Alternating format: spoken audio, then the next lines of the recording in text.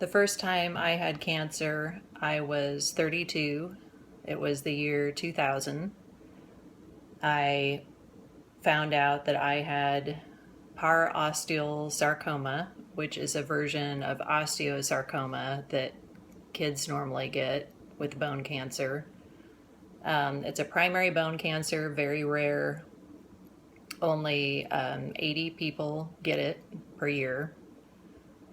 And I went to Barnes Jewish Hospital, which is a regional hospital here in Missouri, and they put in a modular replacement system. They cut off the bottom half of my femur, which is where the tumor was, right above my knee.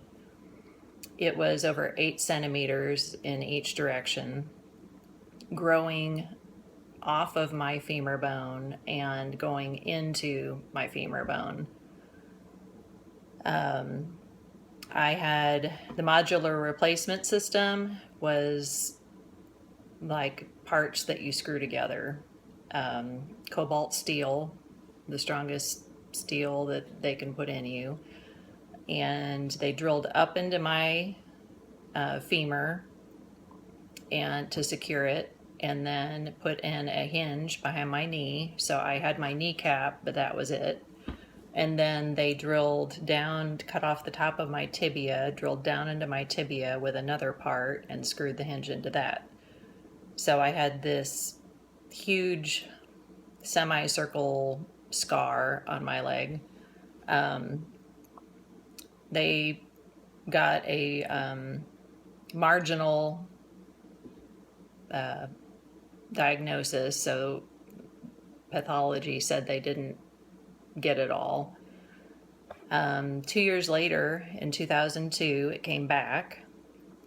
It was wrapped around my sciatic nerve and my vein, or my artery, and they peeled it off and had to sew me back together. I guess it tore my artery in a couple of places. And then it was just growing bone in the middle of nowhere. So now there's no bone around it. It's growing bone. So then 1 year later, I was pregnant, and I had that familiar, horrible, tired feeling. And so this is 2003. I had had a bad feeling about this because I never felt better after my first trimester, and found out through a second consultation with a different expert that he thought there were 3 tumors growing in my leg in the same spot in my thigh. So now it's in the back of my thigh,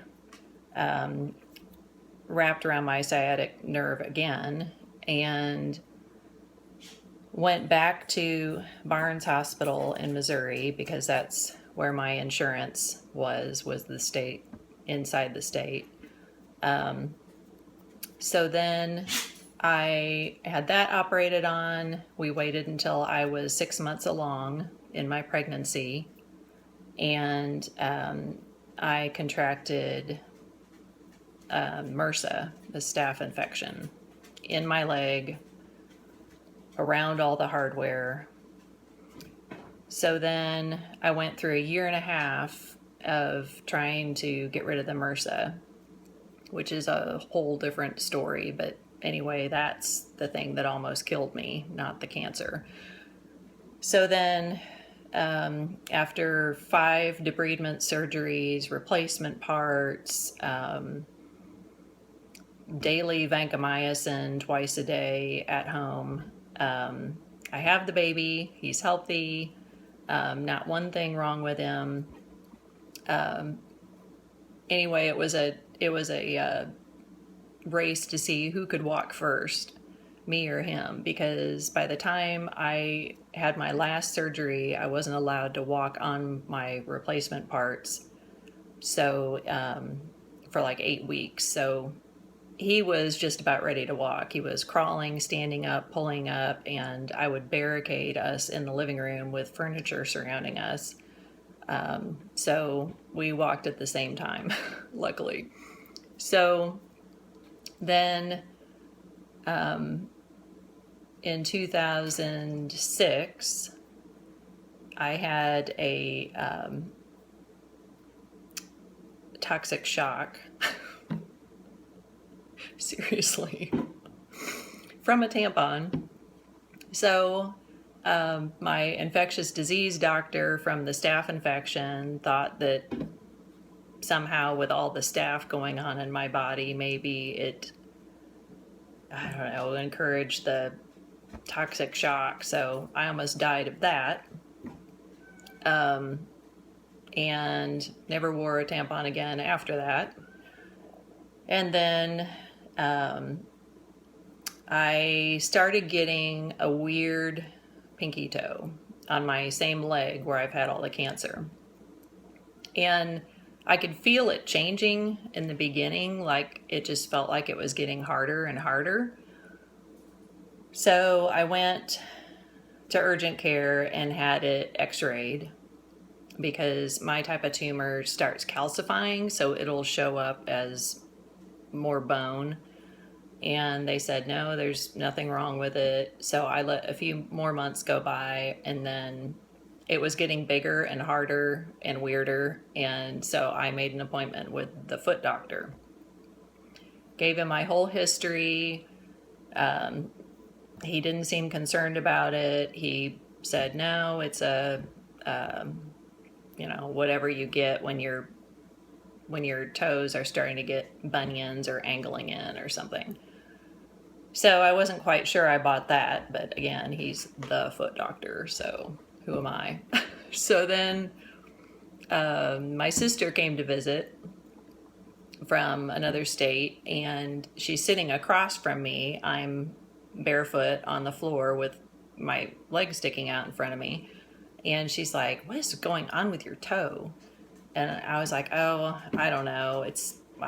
Some type of, and she's like, you need to look at it. Like, look at it from a mirror, because I couldn't bend my leg far enough to turn it around to just look at the bottom because of the hinge. So I went and looked at it in the mirror, and I was like, oh no, that's horrible. So I don't know what was wrong with it, but it was like the second biggest toe on my foot now. And it looked horrible from underneath. It was huge, red. It looked like the circulation was being cut off. So I call my doctor at Barnes Jewish Hospital, and I say, I need you to look at my toe. And he said, I don't do toes. And I said, well, you're gonna probably want to do this one. I don't know what this is, but this isn't normal. So I went up there, and he looked at it, and he just said, I said, what is it? And he's like, don't know. We'll have to biopsy it. And I said, well, obviously there's something really wrong with it. Like, you're going to have to cut it off, right? And he's like, well, we don't just cut things off that we don't know what they are. So we'll schedule a biopsy. So then that meant going home 3.5 hours, then traveling back for the biopsy and all the pre-op stuff. So we're in this huge ER, OR room, like for one of my normal surgeries. And I'm like, oh, this feels like so overkill for a toe. So they did the biopsy, wait a few days, pathology comes back. It's a giant cell tumor of the tendon sheath. And I'm like, what's that? And he's like, well, it's a primary bone tumor, but it's not malignant, but it'll take over any tissue that it touches. So we're going to have to amputate your toe and the outer lower part of your foot. So then I go back for that surgery, and by now I don't know how many surgeries it's been, but I didn't want to be put out. I didn't think it was worth being put out. Well, long story short, that was like the worst surgery ever, because they break out a sawzall, and they had trouble numbing me. I mean, it was it was horrible. So Then after the toe amputation or toectomy or whatever you call it, it was like a foreshadowing of things to come. And I'm like, are you positive it was a giant cell tumor of the tendon sheath? Because how can I possibly get a different primary bone tumor? That's just so weird. So then that was also 2006, I think. And then in 2009, they had harvested a vein back in one of my earlier surgeries. I can't remember if it was the second or third surgery, but when the tumor in my leg was wrapped around my artery, they did a vein harvest from higher up in my leg, which means you make 3 skip incisions, like up, in your groin area to get the vein out.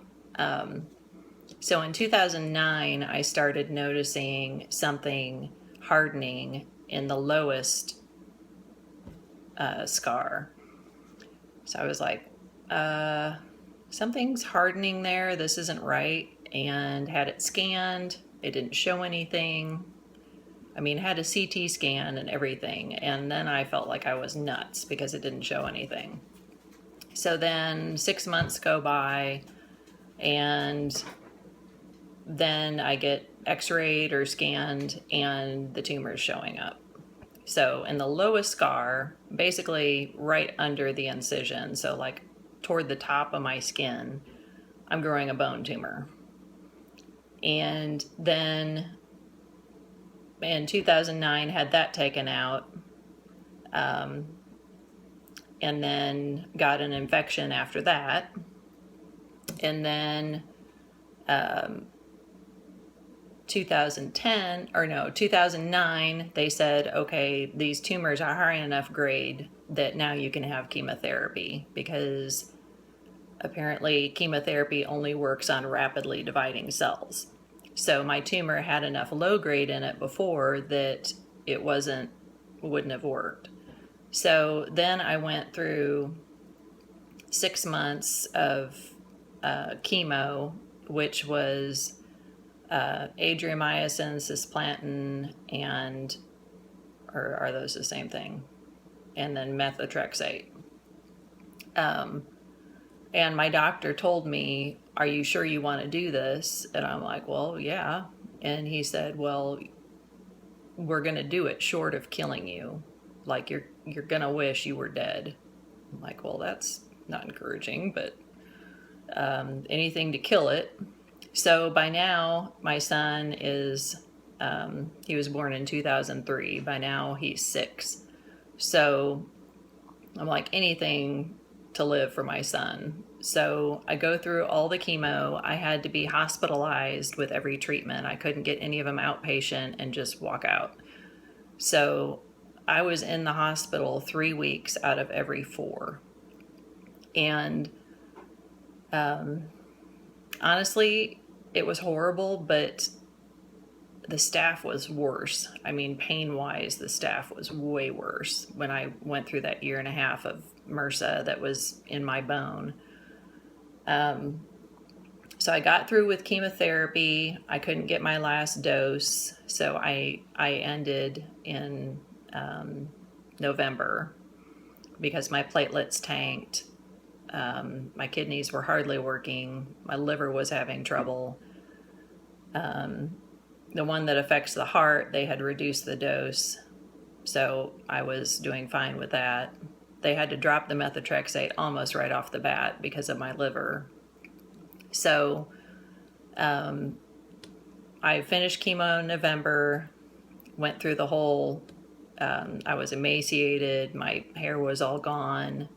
I felt like I'd been hit by truck after truck after truck. I mean, it really wore on me.